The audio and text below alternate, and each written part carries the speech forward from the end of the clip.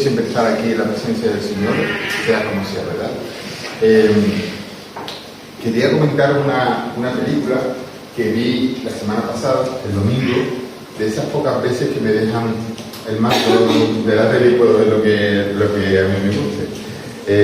Fue el domingo pasado a las 10 de la noche, en las 2, pusieron una película sobre la guerra, la Segunda Guerra Mundial. Era un portaaviones, eran unos pilotos de avión que estaban estrenando unos aviones que por primera vez aterrizaban en un portaaviones el más grande que tenía la Armada de los Estados Unidos. Y eran las vísperas de la Segunda Guerra Mundial. Y ese portaaviones estaba por el mar Mediterráneo. Y fueron al puerto de Cannes, en la costa sur, y allí ellos estuvieron disfrutando de permiso, fueron a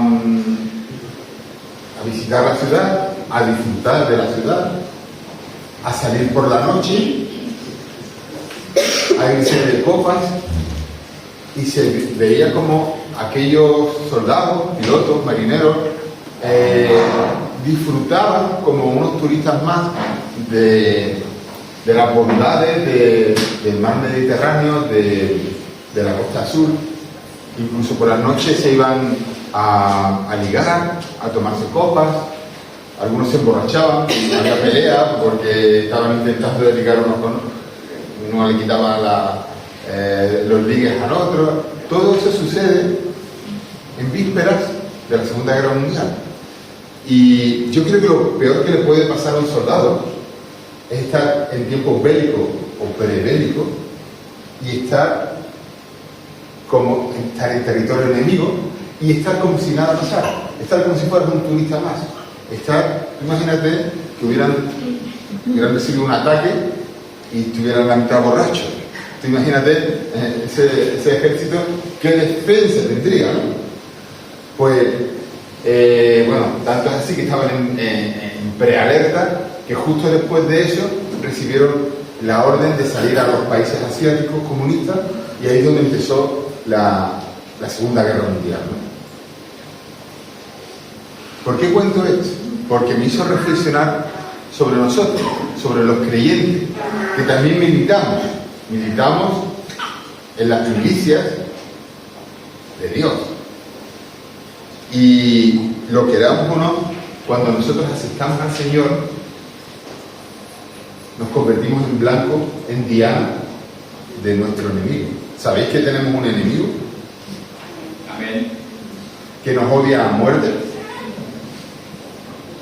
y que desearía sobre todas las cosas destruirnos, bombardear nuestros portaaviones, nuestra estabilidad, nuestra seguridad. Pues esa es la realidad. Y lo peor que nos puede pasar es lo que le pasaron a aquellos soldados: que nos den permiso, que estemos en campo enemigo, que empecemos a disfrutar como si fuéramos turistas, como si no estuviéramos en guerra, que nos empezáramos a enrolar en los placeres de la vida y que no nos diéramos cuenta de la misa a la mitad, de lo que tenemos encima y de lo que se maquina contra nosotros.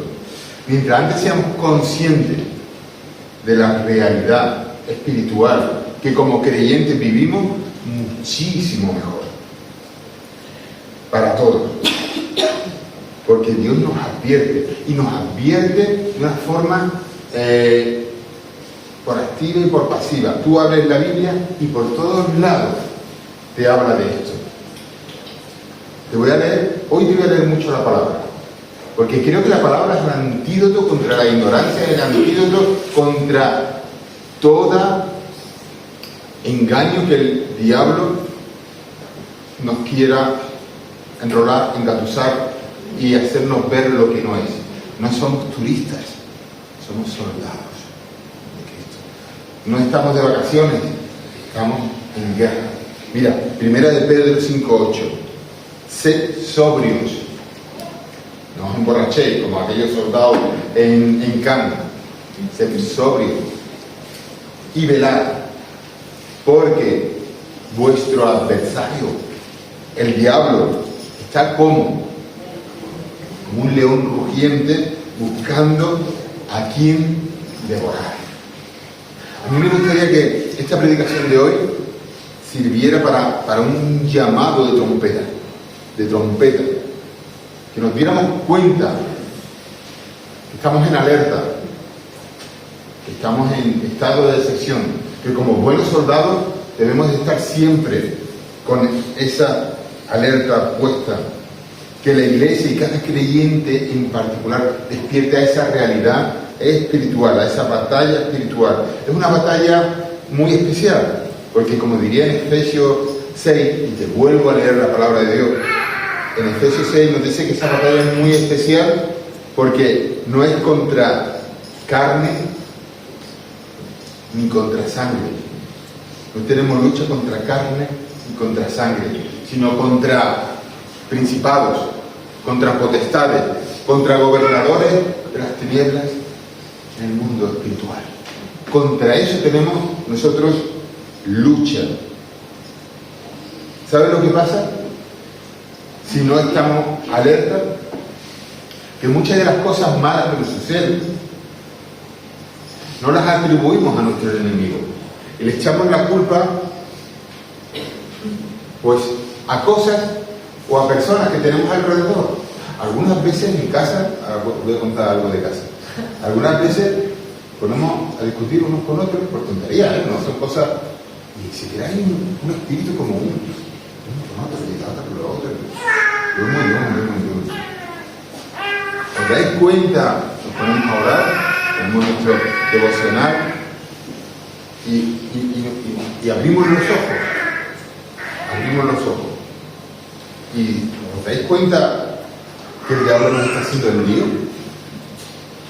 Que nos está engatusando, que nos está, lo decía también con Alicia esta mañana, ¿te acuerdas? Hay veces que pasan cosas que te roban la paz. A veces son tonterías, a veces tienes que subir el aparato a un tercero porque se apaga la función, ¿verdad? Son cosas que el enemigo te hace el lío para que te robe la paz, y no te das cuenta, no te estás dando cuenta, a lo mejor en vísperas del culto, para que no venga.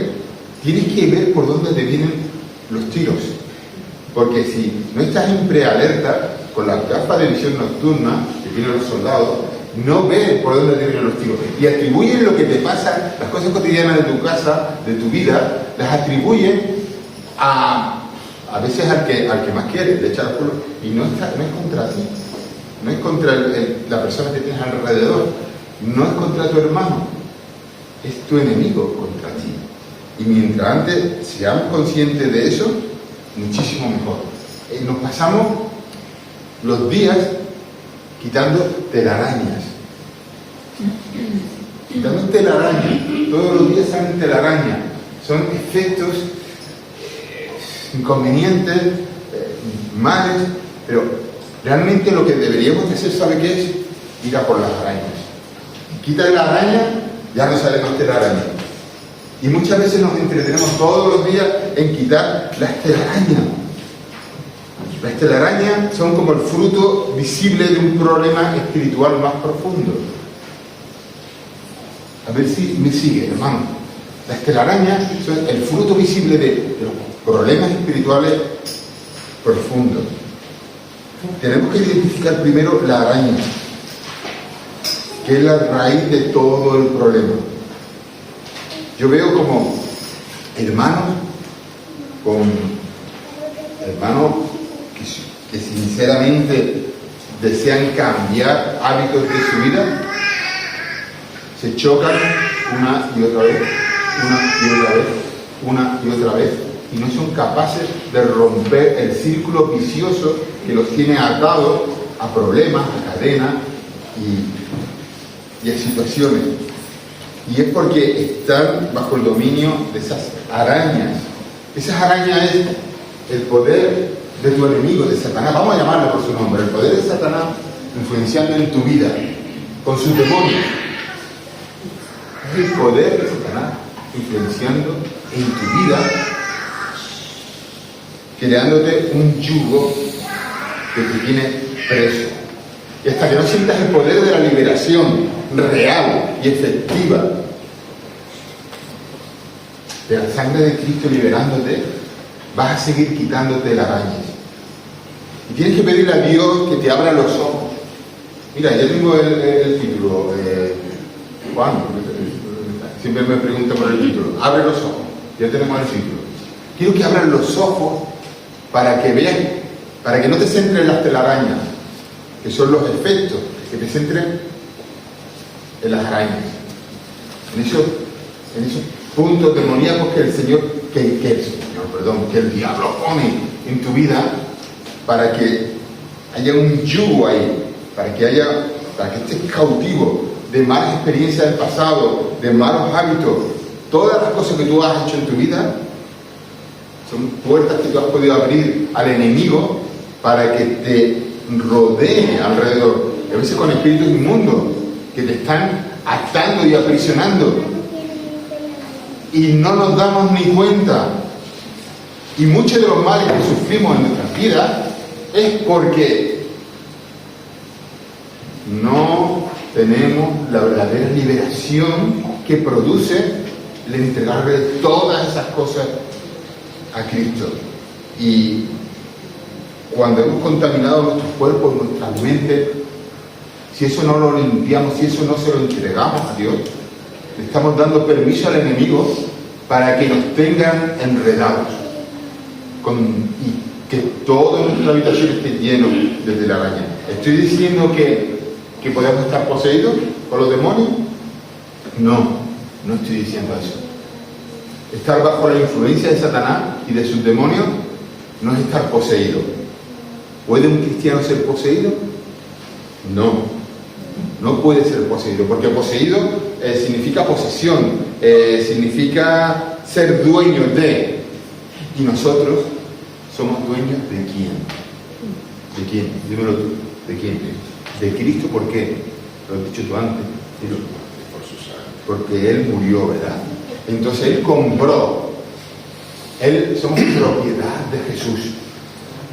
Somos dominio. O sea, nuestra vida, nuestro corazón le pertenece a Cristo. Hay un título de posesión, como unas escrituras, ¿no? Aunque hoy en día, con la ley que hay de la vivienda, pues ahí ocupan, ¿verdad? En la vivienda. Eso es otro tema. Pero en realidad ese ocupa no tiene ningún derecho legítimo porque no tiene el título de la propiedad. El título de la propiedad de tu vida y de tu corazón lo tiene Cristo porque lo pagó, por cierto, con un altísimo precio. Lo pagó con un altísimo precio. Y Él es el dueño de nuestra vida. Y por cierto, nos ha hecho mayordomos a nosotros de nuestra propia vida. Somos mayordomos de nuestra propia vida para que le sirvamos a Él. Pero nosotros somos de Cristo. Por eso un cristiano no puede ser poseído por ningún demonio. Porque pertenece a Cristo. Y te voy a dar la respuesta con la palabra de Dios. Otra vez te voy a leer la palabra de Dios. En 1 Corintios 6:20 dice: huid de toda fornicación, porque habéis sido comprados por precio. Estar alrededor de tu área de influencia no significa que estás poseído, pero sí quiere hacerte la puñeta, si me permite la expresión. Si te quiere fastidiar, si quiere dominar tus pensamientos, tus hábitos, tus costumbres, tu vida cotidiana, en tu carne, alrededor de ti, en tu espíritu, quiere ejercer influencia. No está dentro, pero está alrededor, intentando de devorarte. Dice la palabra de Dios, otra vez te leo, 1 Corintios 6:19. ¿O ignoráis que vuestro cuerpo es templo del Espíritu Santo, el cual está en vosotros, el cual tenéis de Dios, y que no sois vuestros? Por eso decía que somos mayordomos, porque nosotros somos de Dios, porque habéis sido comprados por precio. Glorificad pues a Dios en vuestro cuerpo y en vuestro espíritu, los cuales son de Dios. Te leo más palabras. 1 de Pedro 1:18. Sabiendo que fuisteis rescatados de vuestra vana manera de vivir, la cual recibisteis de vuestros padres, no con cosas corruptibles como oro o plata, sino con la sangre preciosa de Cristo como un cordero sin mancha y sin contaminación. La palabra de Dios, cuando tú la abres, te alumbra. Y cuando tú tienes dudas de lo que eres, te lo recuerda. Y cuando tú eres acusado, te defiende. Y cuando tú la abres en canal y te la aplicas a tu vida, te protege. Pero tenemos que apoderarnos de esas promesas benditas que hay en su palabra. El cristiano debe considerar que esos demonios que están alrededor de nosotros, esos espíritus de maldad que el enemigo nuestro nos manda, son invasores innecesarios, que no los queremos, que son indeseables, que es un invasor en nuestro espacio, que ha ocupado nuestro espacio ilegalmente y que se apodera de nuestro territorio. Hasta que el creyente lo confronta, lo reta y le dice que no tiene ningún derecho legal sobre nuestra vida, porque nuestra vida le pertenece a Cristo. Se acabó la fiesta. Se acabó la fiesta. Cuando tú al enemigo le plantas cara, le retas y le dices: yo pertenezco a Cristo, porque me compró por su sangre preciosa. Mi vida le pertenece a Cristo, mi familia le pertenece a Cristo. En esta casa no tiene que hacer nada, no tiene nada que hacer ningún demonio ni ningún hueste enviado por Satanás, porque yo y mi casa le pertenece a Cristo y servimos a Cristo. Amén. Y el diablo sale huyendo. Hermano, abre los ojos a la realidad espiritual en la que estamos. No eres turista, no estás de vacaciones, eres un soldado de Cristo y estamos en guerra. Cuanto antes nos demos cuenta de eso, muchísimo mejor será para nosotros. Jesús nos compró con su sangre preciosa. El diablo no tiene ningún derecho sobre nosotros, pero corresponde al creyente, te corresponde a ti y a mí, hermano y hermana mía, reclamar esos derechos. Ningún demonio puede quedarse a tu alrededor. Escucha bien esto. Ningún demonio puede quedarse alrededor de un cristiano cuando un cristiano de verdad, seriamente, desea que se vaya. Si tú deseas con todo tu corazón que se vayan, se irán. Y no lo digo yo, te vuelvo a leer la palabra de Dios. Santiago 4:7. Resistir al diablo. ¿Alguien sabe lo que sigue? Resistir al diablo y huirá de vosotros. ¿Lo digo yo? ¿Me lo estoy inventando, Alicia? Resistir al diablo y huirá de vosotros. Se acabó la fiesta para el diablo. Ningún creyente que de verdad desee que se vayan se puede quedar en un demonio alrededor. En ninguno de los casos, mi querido hermano. Por favor, por las misericordias de Dios, como diría el apóstol Pablo, sé consciente de tu naturaleza espiritual. Te lo suplico, hermano, y de esta guerra espiritual en la que nos encontramos. Ven a la palabra de Dios, que te va a dar todas las pistas, todas las herramientas. Te vuelvo a leer la palabra de Dios, 2 Corintios 10.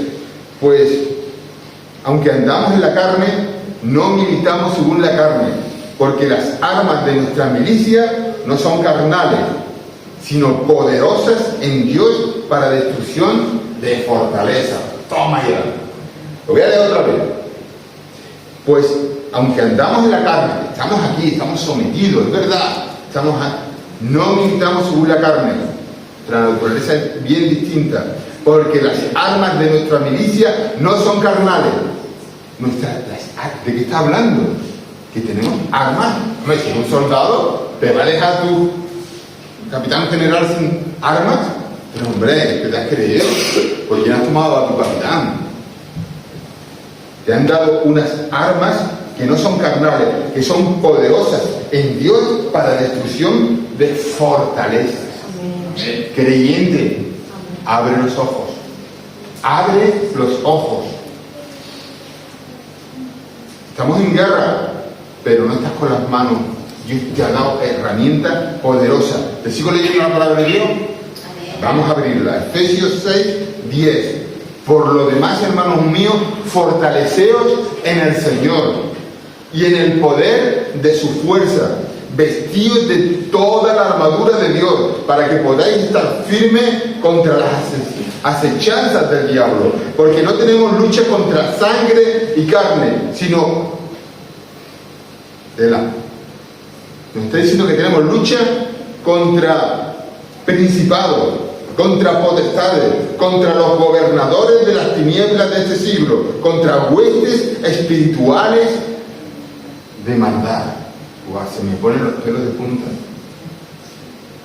Tremendo. Contra la guerra que tenemos montada. Y muchas veces ni nos enteramos. ¿Tú te has fijado en todo lo que tenemos detrás nuestra contra nosotros? Me recuerda al siervo de Eliseo cuando vio el ejército. Empezó a temblar. ¡Ay, Señor! Que nos van a fundir aquí. Tranquilo. Abre los ojos. Y mira que son más los que están con nosotros que los que están contra nosotros. Y se le abrieron los ojos y vio ejército a caballo, y vio el ejército de Dios y ya se tranquilizó. Cuando leas esto, no te vengas abajo. Gobernadores de las tinieblas de este siglo, huestes espirituales de maldad en la región. Esto suena algo terrorífico, y lo es. Suena terrorífico y lo es, pero no te vengas abajo. Porque aquí está hablando de las tácticas de presión de nuestro enemigo, de las tácticas de Satanás, para presionarte en todas las áreas de tu vida, en tus pensamientos, en tus emociones, en la toma de decisiones que tantas veces nos equivocamos, en nuestros cuerpos físicos, en nuestras decisiones. Todos los creyentes nos sentimos oprimidos por nuestro enemigo. Esa es la mala noticia, que tenemos un enemigo bien poderoso. Lo que pasa que hay también una buena noticia, que la palabra de Dios nos muestra que un cristiano también puede presionar a esos demonios que nos afligen y que podemos derrotarlos. Eso sí, no con nuestras armas, porque muchas veces nos envalentonamos y dicen, esto sé yo cómo arreglarlo. Y sale el tío fuerte que hay en ti y dice, y pega ahí 4 voces o ejerce 4 cosas y ¿sabe lo que hace? Tropearlo muchísimo más.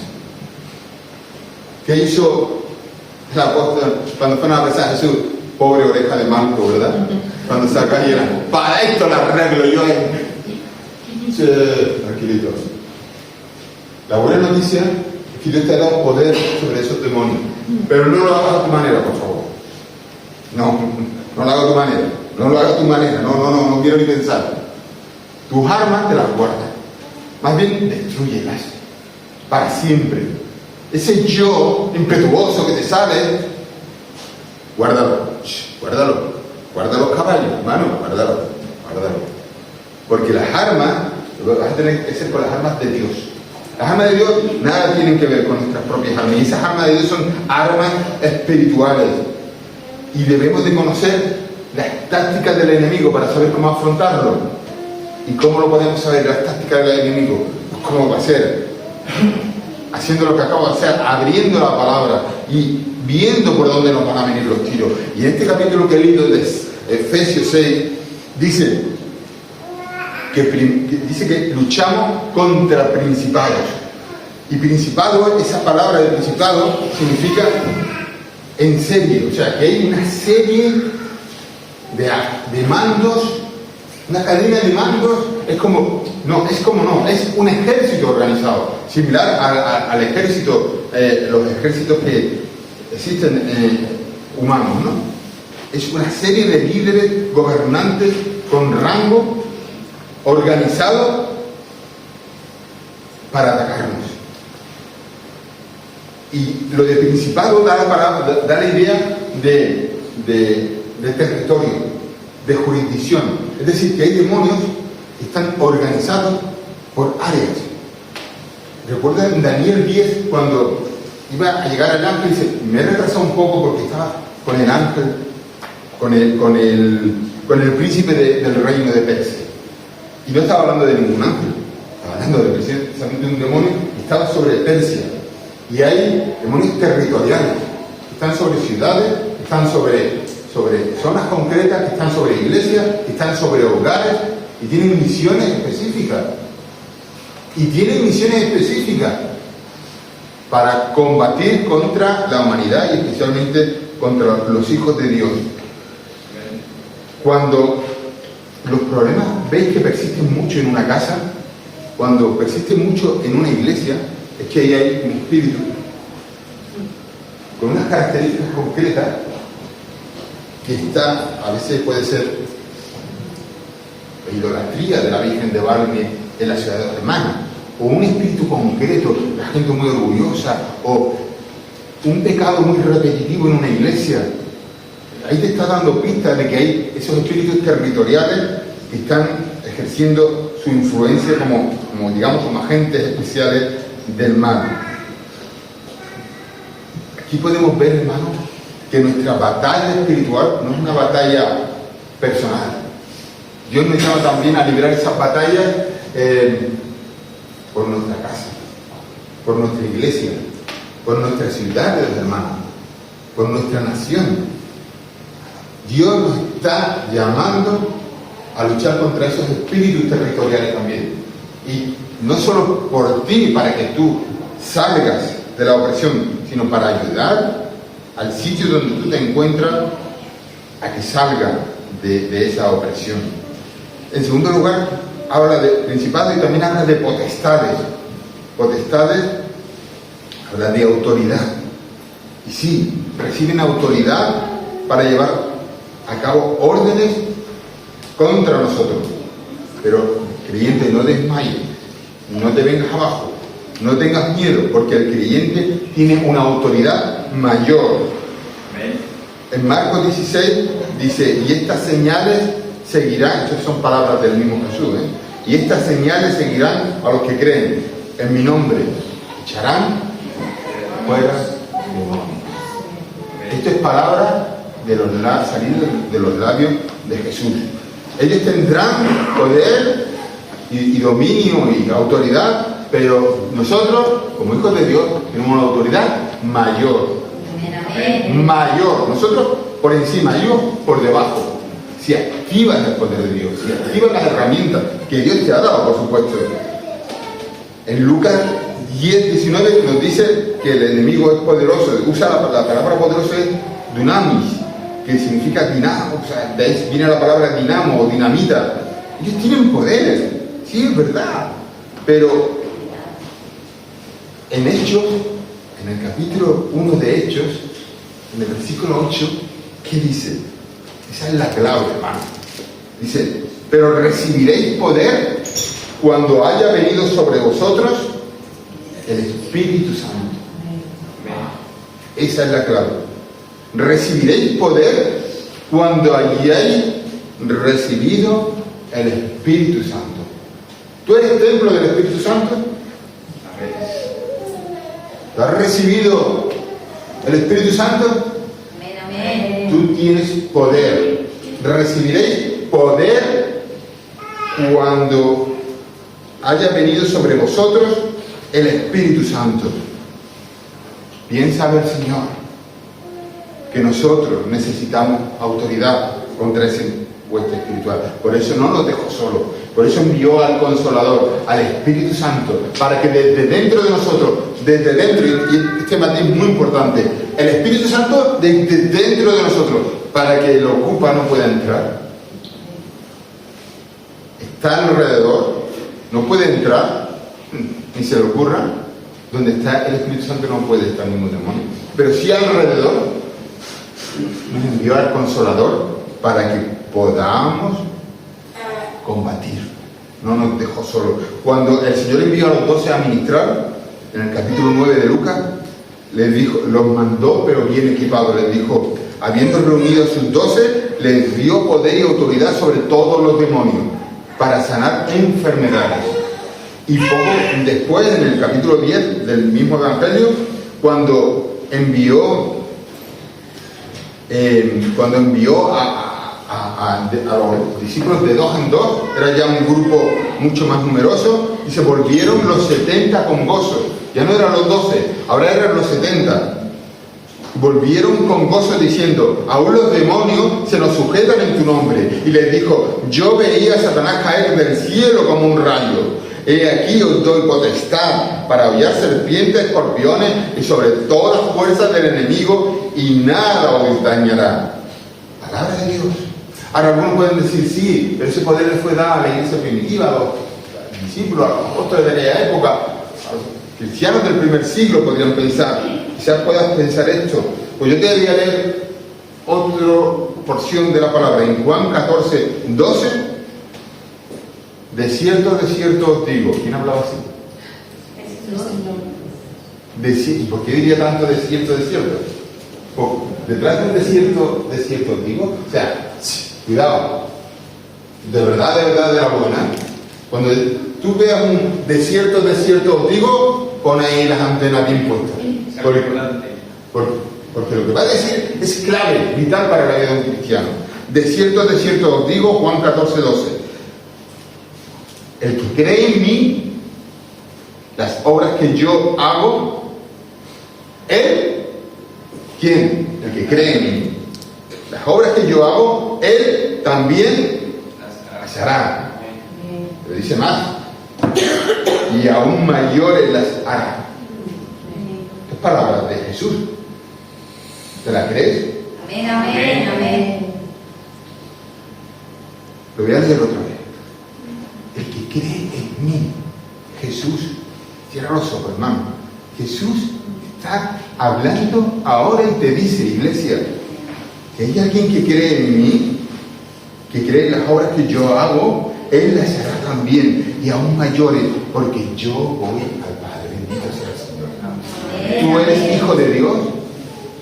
¿Tú crees en las obras que hizo Jesús? ¿Tú tienes al Espíritu Santo dentro de ti, en tu vida? Pues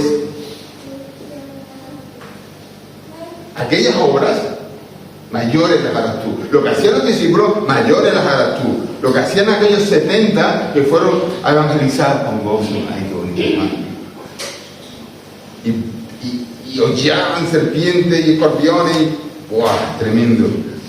La promesa no se limitó a aquellos apóstoles, hermano. Los discípulos del primer siglo fueron dotados, evidentemente, pero la promesa que hay aquí, que acabo de leer, es para todos los cristianos de todos los tiempos, es decir, para la iglesia de Cristo en Dos Hermanas, que está aquí, ahora reunido, que está escuchando esta palabra. Bueno, esto es para ti. El Señor te está diciendo que te voy a dotar. En Mateo 28, cuando el Señor en la gran comisión les dice, los manda, le dice, toda potestad me es dada en el cielo y en la tierra, por tanto, id y predicar el Evangelio. La potestad que a mí se me da, os la doy también a vosotros, por tanto, id a este mundo. Hoy tenemos la misma autoridad y el mismo poder para el ministerio que los que la tuvieron en aquella iglesia primitiva. Sería de tontos, de inútiles de ir a pelear esta lucha espiritual sin dotarnos de todas esas herramientas. Te voy a poner un ejemplo. El policía se levanta por la mañana, se pone su uniforme, se pone su cinturón, se pone su placa, se pone sus esposas y sobre todo se pone la placa. ¿Qué es lo que le da la placa al policía? La autoridad. Le da la autoridad legal a un policía. Cuando va con su uniforme y con su placa, la gente lo respeta. Si un policía te dice que te pares, Rubén, te paras, ¿no? Por la cuenta que te... Y si es guardia civil, te digo, con el coche te paras o no te paras, o sales corriendo. Te paras. ¿Por qué? Porque lleva una placa, porque lleva una autoridad. Y por la cuenta que te trae, hazle caso. Si no quieres que la multa se multiplique. Es una autoridad. Pero sí es verdad que hay ciudadanos que van al margen de la ley y que se saltan a la torera las leyes. Y entonces ahí el policía sí puede ejercer la fuerza. Ahí saca su pistola, su arma, y si hace falta, abre fuego para aquellos que se quieren saltar las leyes. Y está autorizado por su placa. Y si hace falta, usa su arma reglamentaria. El cristiano tiene su placa, su autoridad, su uniforme, y no digo su arma, sus armas. Porque hay ciudadanos celestiales que se han saltado las normas, que han caído, huestes de maldad, que se quieren saltar. Entonces, el cristiano está autorizado para usar su armas reglamentarias y abrir fuego contra el enemigo. Más vale que lo abra, porque como no lo abra, ¿sabes lo que va a pasar? Que lo van a abrir en contra tuya. O sea, la mejor defensa dice que es un buen ataque, pues intenta de estar siempre centrado en eso. En este Efesios 6 hay esas 4 expresiones. Un ejército altamente organizado en batalla, en orden de batalla, recibiendo autoridad para controlar este mundo y llenarlo de maldad. Si nosotros ignoramos esto, estamos dando una ventaja terrible al enemigo. Si nosotros ignoramos esto, estamos dándole una ventaja tremenda. Muchos cristianos no se han comprometido con la lucha espiritual, ¿sabes por qué? Porque no se les ha enseñado, porque ellos no han abierto la palabra, porque no son conscientes de la realidad espiritual, por el motivo que sea. Pero ahora está aquí la palabra de Dios abriéndose para ti, hermano, para que abras los ojos, te lo digo otra vez, para que abras los ojos a esa realidad espiritual. Nosotros estamos dotados de las mejores armas, de las mejores herramientas, y no somos conscientes muchas veces de lo que tenemos en nuestras manos. No leemos las prestaciones de lo que tenemos en la palabra de Dios. Yo cuando me compré, hace tiempo ya, hace 4 o 5 años, un coche nuevo, me dieron un manual, un panel de mando tremendo, y le eché un vistazo al manual así por encima, a vista de pájaro. Por pereza, por falta de tiempo, apenas me eché cuenta. Y un año y pico después descubro, por casualidad, que al darle un botón hacía una serie de cosas, de navegación, de esto, de lo otro, y digo, ¡guau! Mira lo que hace esto. Pero qué tonto. Pero sí, eso y muchas más cosas que no has descubierto. Pero ¿por qué no te lees el manual y disfruta de lo que tienes en tus manos? Que es de tonto, pero me estoy poniendo de tonto. Es de tonto tener un coche con unas prestaciones y no disfrutarlo. Pero abre tu manual de instrucciones, abre la palabra de Dios y mira todo lo que tienes ahí preparado para ti. Tiene una cantidad de armas poderosísimas para ti, para que las disfrutes y para que te protejas, y para que protejas a lo que tienes alrededor, para que protejas a tu familia, para que protejas a tu iglesia, para que seas de bendición allí donde Dios te puso, para que saques los espíritus de maldad que atormentan a tantas criaturas, incluyéndote a ti mismo. Usa las herramientas, esas gafas de visión nocturna para ver en medio de la oscuridad, de las tinieblas, de este mundo de maldad. No aprovecharlas de tonto, como yo con el manual del coche. De verdad, hermano. Y la oración, nuestras armas poderosísimas. Madre mía, la oración. ¿Sabéis? Os voy a contar una cosa. Sabéis que voy mucho para Almería, ¿no? En la mitad del camino está Loja. Ahí paramos en un área de descanso. Y tal es el tráfico de magrebíes, de musulmanes, que le han puesto, en los baños le han puesto una especie de fuentes para que, dentro de los baños, para que se laven los pies, para que cumplan su ritual religioso.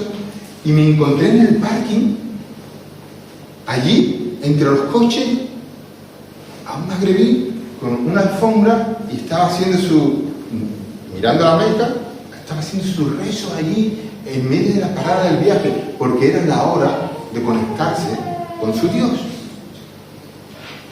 Y yo vi el hombre allí. Ahora ha visto tanto eso, ¿verdad, hermano? Y yo digo, me dio una bofetada sin mano a ese hombre que me avergonzó.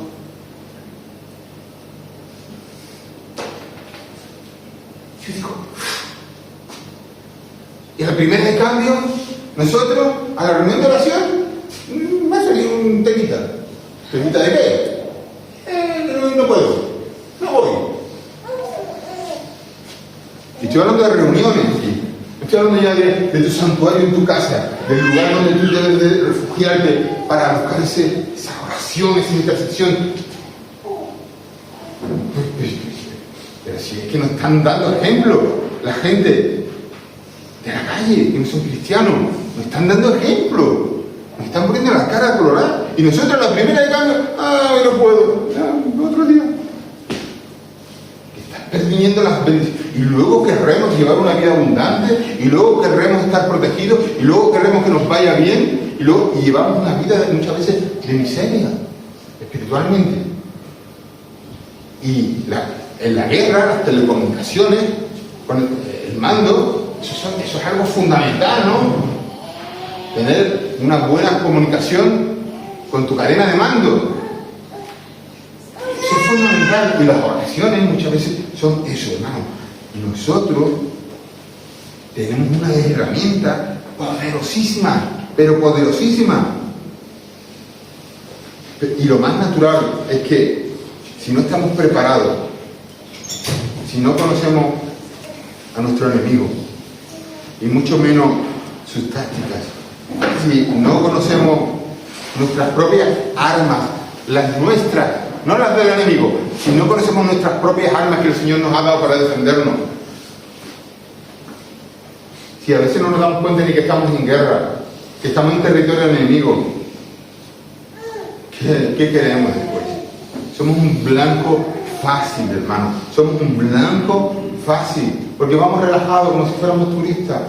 Estamos tranquilos, me estoy tomando una bebida. No, el cristiano nunca está de vacaciones. Siempre está en guardia. Porque si vas así en territorio enemigo, eres blanco fácil. Y vas a sufrir heridas de guerra. Y te van a herir. Y vas a sufrir amputaciones. Y no hay nada peor por ahí que ir malherido. ¿Sabéis que en la guerra, eso lo aprendí, lo escuché en la guerra de Ucrania, la prioridad no es ser muertos en el bando enemigo. La prioridad es ¿qué? Ser heridos. ¿Por qué? Porque si tú matas a uno ya uno menos. Pero si tú quieres a uno, tienes que tener como mínimo a dos más para que lo retiren.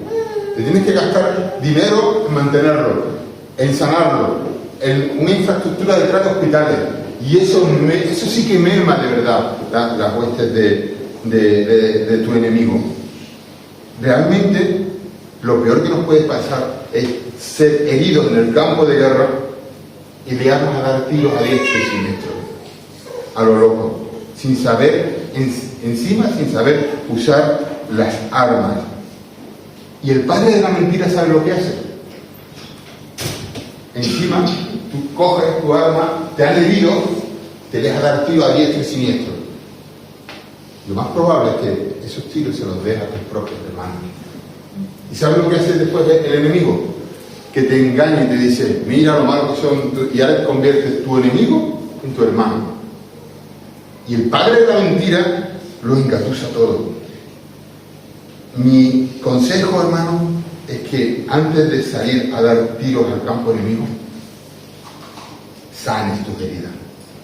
Sanes tus heridas. Sanes. Tú, mutilado de guerra, no puedes salir a la guerra. Tú tienes que ser restaurado primero por el Señor. Te voy a contar una historia de sanación, que esto ya sería como para ya lo último que te querría contar.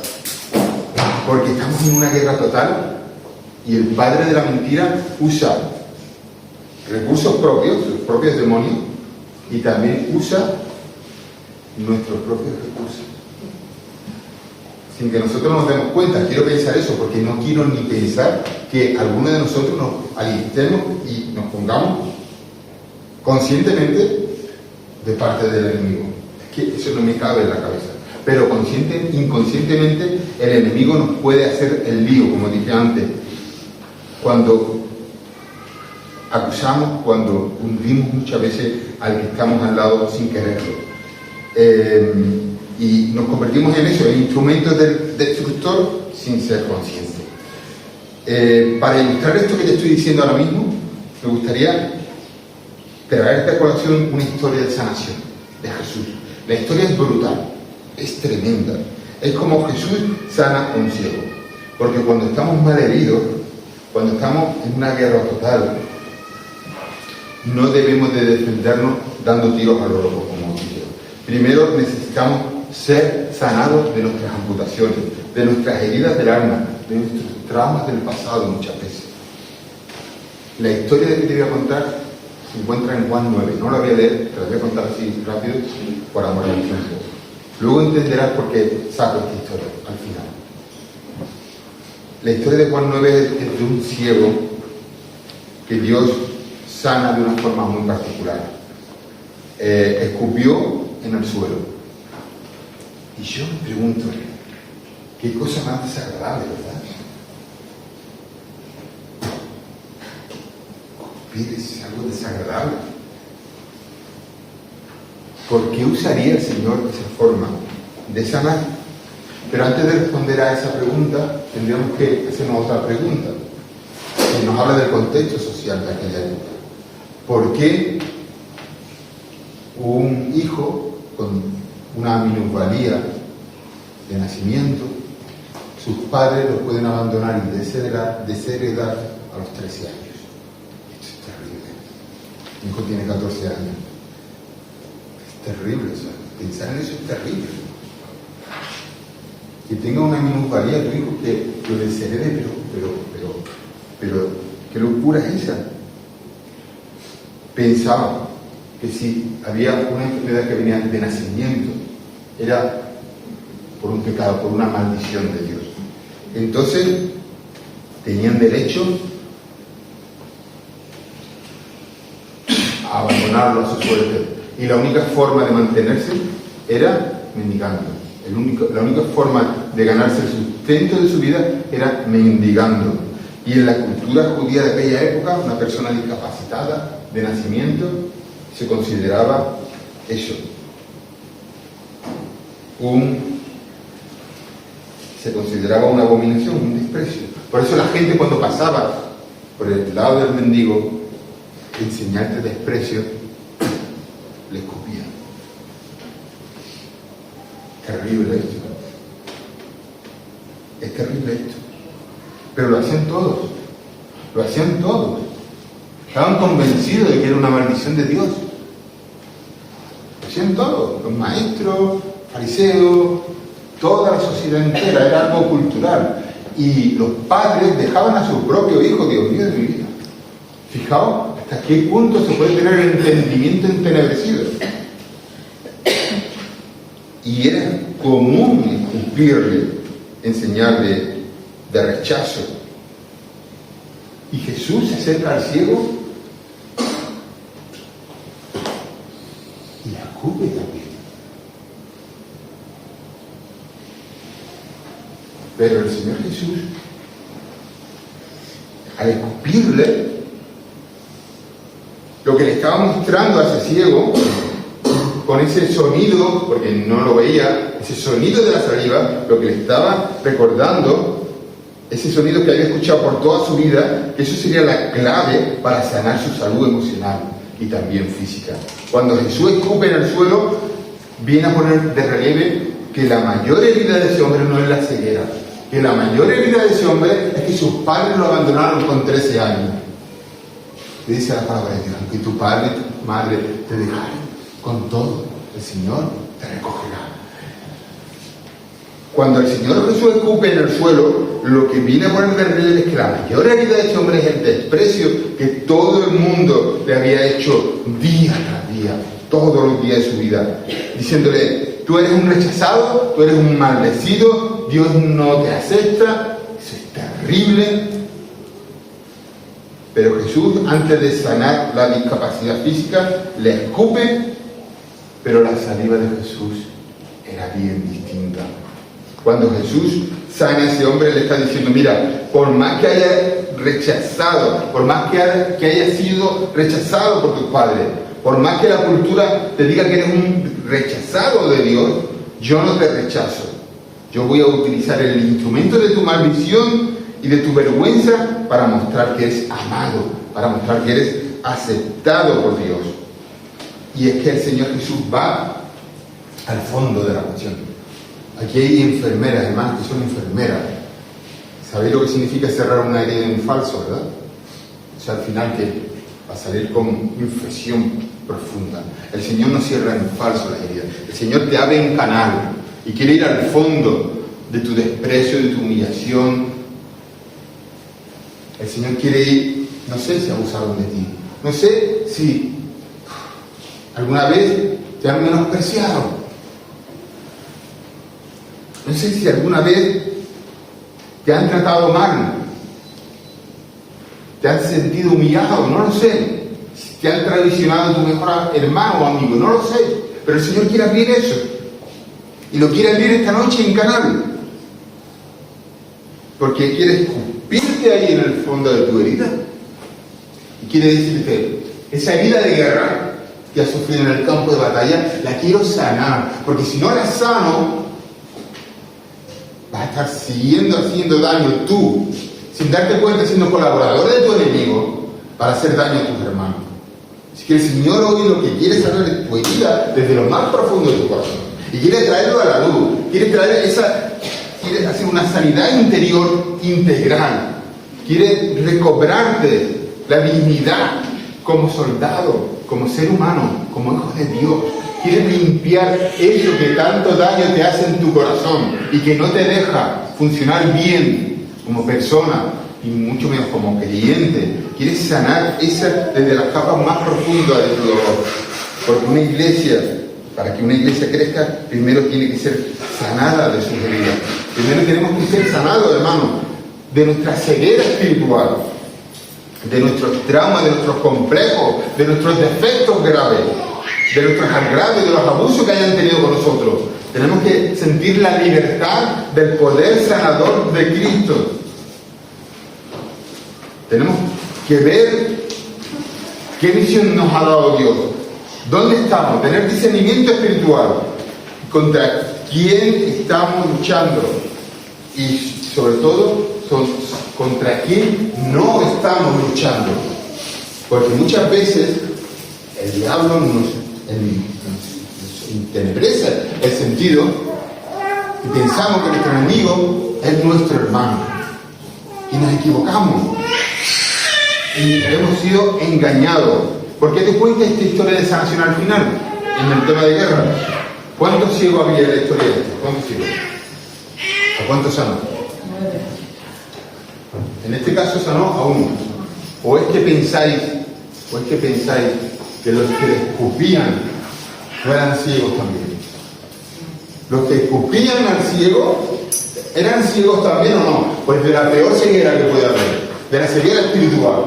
Porque ellos estaban convencidos, escúchame bien, ellos estaban convencidos de que estaban haciendo lo correcto, escupiendo y despreciando una maldición de Dios. Estaban convencidos, todos. Estaban convencidos todos. Por eso escupían, porque creían que estaban haciendo lo correcto delante de Dios, escupiéndole, que era una maldición, un despojo o algo que deben de alejarse de ellos. Estaban ciegos espirituales y estaban haciendo daño a uno de sus hermanos. Pero como estaban ciegos, no veían en la guerra espiritual en la que el diablo les había enrolado. Por eso, hermano, yo quiero decirte que la peor ceguera espiritual es la de no ver dónde estamos, contra quién luchamos y contra quién no luchamos. ¿Quiénes son nuestros hermanos, nuestros aliados en esta batalla? ¿Y quién tenemos a nuestro lado? Que no usemos el fuego, amigo. Cuidado con el fuego, amigo, porque en nuestra guerra espiritual podemos hacer daño disparando, acusando, descubriendo a nuestros propios hermanos. Y tenemos que tener mucho cuidado con esto. Tenemos que pensar que a lo mejor, creyendo que hacemos lo correcto, estamos hiriendo a muchos hermanos. Abre los ojos, hermano. Termino. Abre los ojos. Tú tienes que ser sanado de tus propias heridas primero. Deja que el Señor sane tus propios traumas, tus propios desprecios, tus propias amputaciones. Si se humillare mi pueblo, segunda de Crónicas 7, si se humillare mi pueblo sobre el cual mi nombre es invocado, y oraren, y buscaren mi rostro, y se convirtieren de sus malos caminos, entonces yo oiré desde los cielos, y perdonaré sus pecados, y sanaré su tierra. Y entonces nosotros podemos estar dotados para luchar en nuestra guerra espiritual, para conocer nuestras almas, para usarlas y para desterrar de nuestra vida, de nuestra familia y de nuestra iglesia al enemigo, que ese sí que es un enemigo de verdad, y no muchas veces los enemigos y los fantasmas que nos creamos en nuestra propia vida. Que el Señor te bendiga. Amén.